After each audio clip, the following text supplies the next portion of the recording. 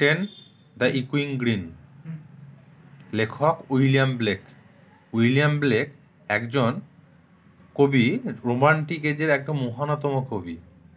এবার তিনি জন্মগ্রহণ করেছিলেন 28শে নভেম্বর 1757, মানে 28শে নভেম্বর 1757 সাল, এবং মারা যান 12ই আগস্ট 1827।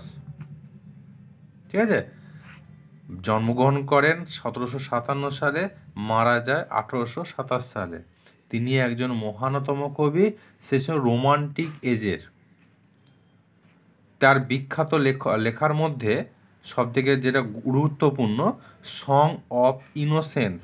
সং অফ ইনোসেন্স, ঠিক আছে, এইটা হলো কবি পরিচিতি।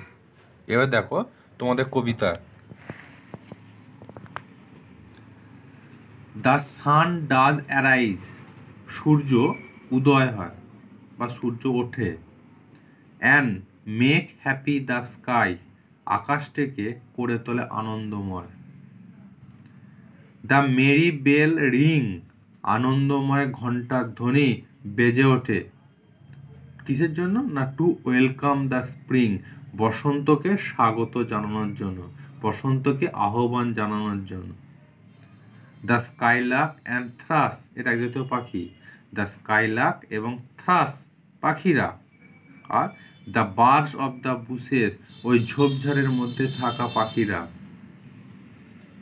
সিং, গান করে। লাউডার, উচ্চস্বরে, উচ্চস্বরে গান করে। অ্যারাউন্ড, চারিদিকে।